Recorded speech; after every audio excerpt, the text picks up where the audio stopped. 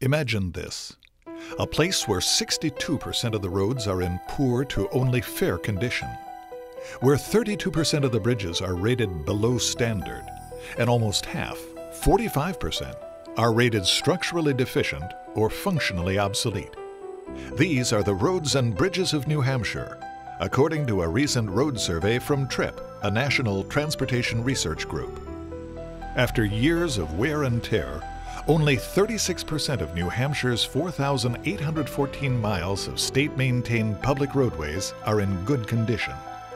And our state's municipally owned bridges have been rated 5th worst in the country by Better Roads magazine. Our state is clearly at a crossroads.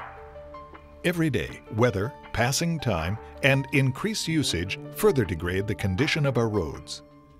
Yet the funds to pay for their maintenance is actually shrinking.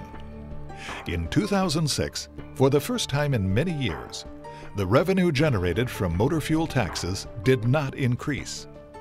In fact, it actually decreased by $3 million. The fuel tax revenue most likely will continue to decline due to higher gas prices and increasing use of hybrid vehicles. Combined, the impact will be devastating to the bottom line of the state highway account. It's impossible for any citizen of the state not to be aware of the importance of roads and bridges to his or her own life. It's how we go to work, to school, to the store, to Little League, and to church or synagogue. It is also well known how important a well-planned and properly maintained transportation system is to our state's economy. The world economy today is truly global. For New Hampshire to remain vital, we must compete with China, with India, and with Indiana. We must be able to move raw materials and finished goods throughout the state, quickly, efficiently, and safely. If our roads and bridges are gridlocked or in a state of disrepair, we'll lose far more than just a quick commute home. One of the principal challenges facing New Hampshire's roads is increasing traffic, particularly in the southern and seacoast areas. It may come as a surprise to learn that in a state as seemingly small as New Hampshire, our roads manage over 13 billion vehicle miles each year. According to TRIP, between 1990 and 2004, vehicle travel on New Hampshire's interstates increased by 50%, while lane miles on the system increased by only 4%. As a major component of our economy, the state also relies on tourism. From our mountains to our beaches, whether it's for our fall foliage, winter sports, or our many lakes. Also, since many of our residents rely on commuter buses to get them to Massachusetts, it's necessary to maintain our state highways. As mentioned before, the ability to move goods into and out of the state is vital to maintaining a sound New Hampshire economy. When you consider that every year an estimated $31 billion in goods is shipped out of state from various locations, mostly by trucks, and an almost equal $32 billion in goods is shipped into the state, the importance of a sound and well-maintained transportation infrastructure cannot be overstated.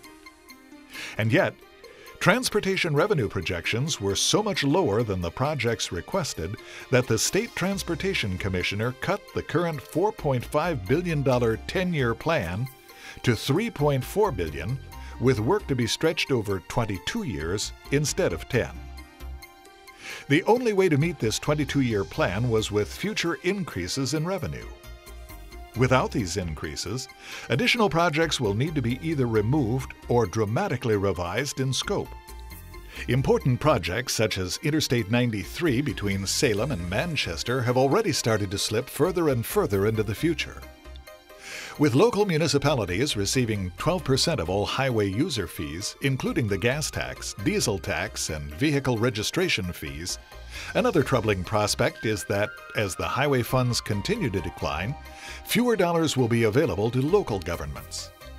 This will create a shortfall at the local level that could mean even further cuts for local maintenance or the specter of raising property taxes to compensate. So, how do we avoid this negative outcome? Much as we'd like to think differently, there's only one way: invest more money in transportation infrastructure. Sure, it's a hot potato in these times of economic uncertainty, but there are a number of things worth keeping in mind. First and foremost, over 20 states in the nation have some type of state constitutional provisions that protect revenue generated from motor fuel taxes and guarantee they go toward the construction and maintenance of their highways. New Hampshire is one of those states, which is why it is so confusing that since the year 2000, an average of nearly 40% of dollars appropriated to the Highway Trust Fund have been diverted to purposes other than the construction and maintenance of highways. In fact, in 2007 alone, $102.6 million of highway funds were diverted. Given the clear need for investment in the state's transportation infrastructure, it's not hard to imagine what could have been done with those dollars if they stayed in the trust fund.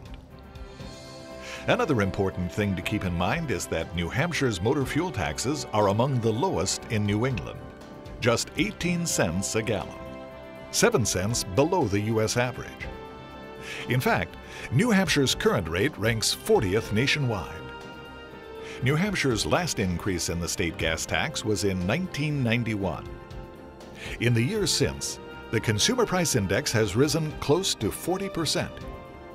Had the state gas tax been indexed to the CPI, the rate would now be 24.8 cents per gallon instead of the present 18 cents.